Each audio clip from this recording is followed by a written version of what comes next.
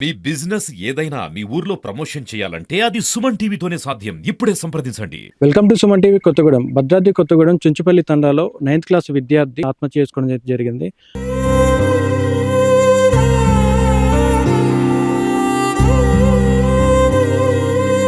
దీనికి సంబంధించిన పూర్తి వివరాల్లోకి వెళ్తే గత కొన్ని రోజులుగా తనకి ఫోన్ కాల్స్ వస్తున్నాయి. ఫోన్ కాల్స్‌తో ఇబ్బంది పెడుతున్నారు. బ్లాక్ లిస్ట్‌లో పెట్టినా గానీ తనని పదే పదే ఇబ్బంది పెట్టి భయాందోళనకు గురి చేసి దీంతో ఒక్కసారిగా చుంచుపల్లి తండా ఏదైతే ఉందో శోకసంద్రానికి అయితే గురైన పరిస్థితి అయితే ఇక్కడ కనిపిస్తుంది. ప్రస్తుతానికైతే మనం చుంచుపల్లి తండా అబ్బాయి విద్యార్థి 9th క్లాస్ చదువుతున్న విద్యార్థి ఎవరైతే ఉన్నారో వారి ఇంటి దగ్గర ఉన్నాం. ఈ సూసైడ్ ఎందుకు చేసుకున్నాడు, దీనికి గల కారణాలు, ఇంత మనోవేదనకు గురై ఎవరికి చెప్పకుండా తనలో తాను బాధపడి దీనికి సంబంధించి పూర్తి వివరాలు వాళ్ళని అడిగి తెలుసుకుందాం రండి.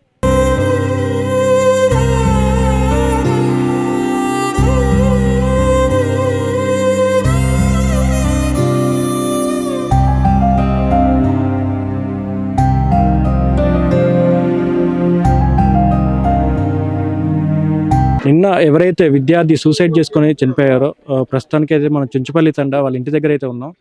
వాళ్ళ కుటుంబీకులు, వాళ్ళ మామగారు, మేనమామగారు ఉన్నారు. వారితో మాట్లాడదాం. అన్న నమస్తే. నమస్తే. మీ పేరేం పేరు? నా పేరు భానోత్ బాలాజీ అన్న.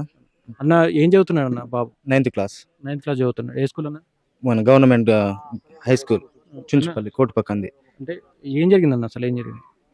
అసలు ఏం జరిగిందంటే 15వ తారీఖు సాయంత్రం అబ్బాయి బాగా బాధపడతాడు, వాంతులు చేసుకున్నాడు. అసలు ఏంది పరిస్థితి అనేసి మేము కనుక్కుంటే అదే స్కూల్లో చదువుతున్న పల్లవి అనే అమ్మాయిని ఇద్దరు ప్రేమించుకుంటున్నారంట.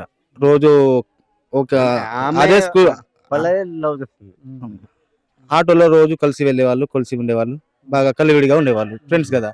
మేము అదే అనుకున్నాం.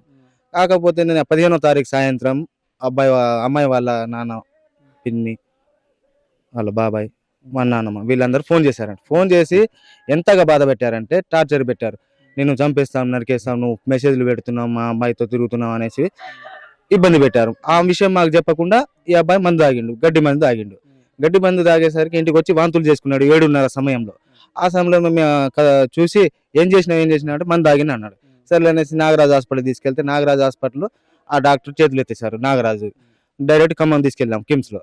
అక్కడ అడిగారు అసలు ఏంది, నువ్వు ఎందుకు మందు తాగినావు, ఏం చేసినావు అంటే వాళ్ళ నాన్న, వాళ్ళ నాయనమ్మ, బాబాయ్ వాళ్ళందరూ ఫోన్ చేసి నన్ను బెదిరించారు. నాకు బాగా ఒత్తిడికి లోనయ్యేటట్టు బెదిరించారు.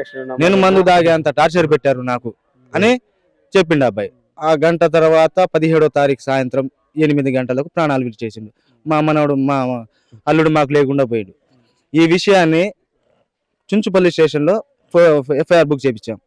ఎఫ్ఐఆర్ బుక్ చేయించిన తర్వాత అక్కడ మా ఎవరైతే ఉన్నారో ఈ పల్లెవీల వాళ్ళ కుటుంబీకులు అందరూ వచ్చేసి మందలిస్తాను అంటే ఈ పేర్లు తీసి ఆ పేర్లు తీసి అనేసి మాకు బెదిరించారు. మా నాయకులు అందరూ వచ్చారు. అయినా మేము ఎక్కడ కాంప్రమైజ్ కాలేదు. మా అల్లుడికి న్యాయం జరిగేదాకా ఎక్కడ దాకా అయినా వెళ్తాం.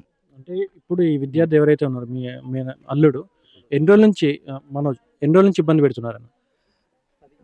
దాదాపు 10 రోజుల నుంచి బాగా ఇబ్బంది పెడుతుంది. అంటే ఇంట్లో ఎప్పుడు చెప్పలేదా? ఎప్పుడు చెప్పలేదు. చెప్పడు కూడా. బాగా భయస్తుడు. ఎవరికి చెప్పరు. ఏ మాట ఉన్నా మనసులోనే ఉంచుకుంటాడు.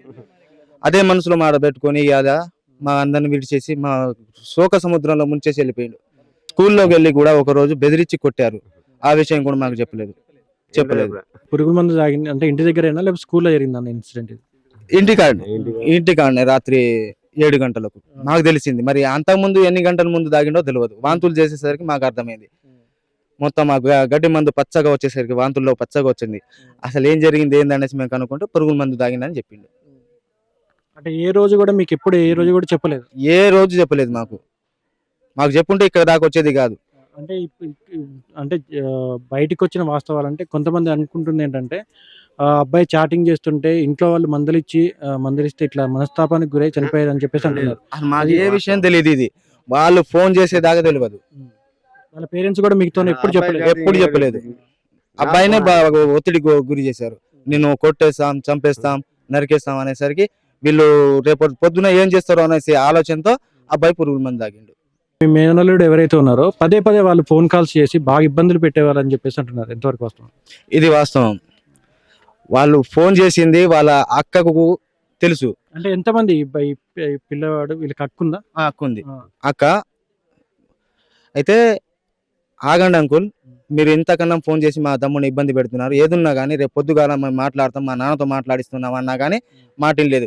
ఆ నెంబర్ కట్ చేసి బ్లాక్ లిస్ట్ లో పెట్టిన వేరే నెంబర్లతో, పలు రకాల నెంబర్లతో ఫోన్ చేసి మరీ గురి చేశారు. అంటే ఆ నెంబర్ నుంచి కాకుండా అది బ్లాక్ లిస్ట్ లో పెట్టినా కానీ వేరే నెంబర్ వేరే నెంబర్ ఫోన్ చేశారు. అంటే వాళ్ళ సిస్టర్ చెప్పినా కానీ వినలేదు. అయినా కానీ మీ తమ్ముడిని చంపేస్తాం, మీరు ఎందుకు ఇంత చేస్తున్నారు, మా అమ్మాయిని చాటింగ్ చేస్తున్నారు, అది చేస్తున్నారు, ఇది చేస్తున్నారు అని వాళ్ళు చెప్పారు. సర్లే ఏదున్నా కానీ రేపు పొద్దుగాల మాట్లాడదామన్నా విన్నా అయిపోయేది.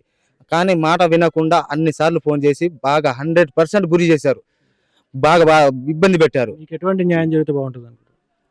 ఇప్పుడు ఎవరెవరు ఇబ్బంది పెట్టారో అందరినీ కంపల్సరీ శిక్ష పడాల. ఇది ఒకటే మా కోరిక. ఆత్మకు శాంతించాలంటే ఎవరెవరు ఫోన్ చేసి బెదిరించారో వాళ్ళందరినీ జైల్లో పెట్టాలి.